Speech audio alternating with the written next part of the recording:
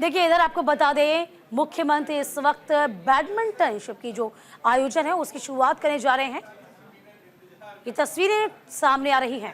राज्य सरकार भी प्रदेश के खेलों को बढ़ावा देने के लिए हर स्तर पर कार्य कर रही है, चाहे वो प्रशिक्षण शिविरों का आयोजन हो रहा हो या निःशुल्क खेल उपकरण प्रदान किए जा रहे हों। आवासीय क्रीड़ा छात्रावास योजना के तहत खिलाड़ियों को मुफ्त शिक्षा, चिकित्सा, भोजन, यूनिफॉर्म, खेल किट और ट्रेनिंग दी जा रही है। ओलंपिक में स्वर्ण, रजत और कांस्य पदक विजेताओं को 2 करोड़, 1.5 करोड़ और 1 करोड़ रुपए की प्रोत्साहन राशि भी आज दी जा रही है। इसी तरह राष्ट्रीय खेलों में पदक विजेताओं को 6 लाख, 4 लाख, 3 लाख रुपए की प्रोत्साहन राशि दी जा रही है।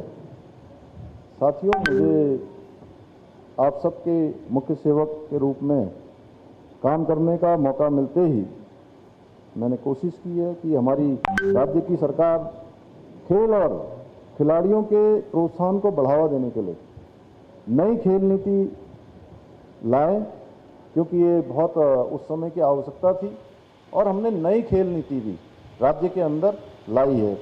नई खेल नीति को भी प्रचलन में हम लाए हैं।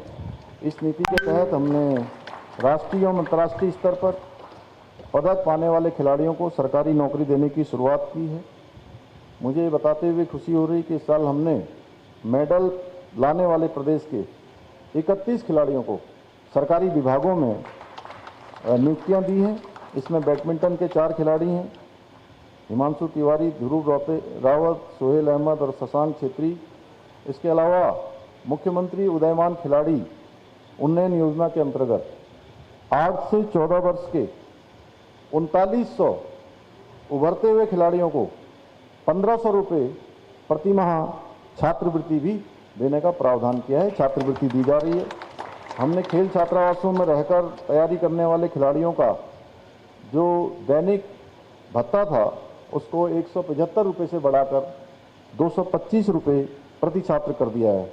वहीं दूसरी स्तर पर ग्रामीण स्तर पर ओपन जिम के लिए भी 10 करोड़ रुपए की धनराशि का प्रावधान किया है।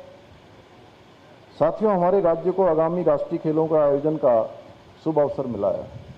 ये हम सब लोगों के लिए एक बड़ा अवसर है, हमारे राज्य के लिए भी, हमारे उदयमान खिलाड़ियों के लिए भी और खेल संघों से जुड़े हुए सभी लोगों के लिए जो खेल के प्रति अपनी रुचि रखते हैं, खेल में अपना योगदान देते हैं।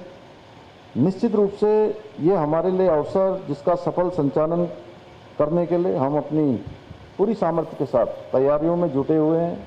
मुझे बताया गया है कि इस संबंध में बैडमिंटन संघ का भी भरपूर प्रयास जारी है और राज्य सरकार के सहयोग से संघ राष्ट्रीय व अंतर्राष्ट्रीय कोचों के निर्देशन में बृहद रूप से ट्रेनिंग कैंप आयोजित करने जा रही है।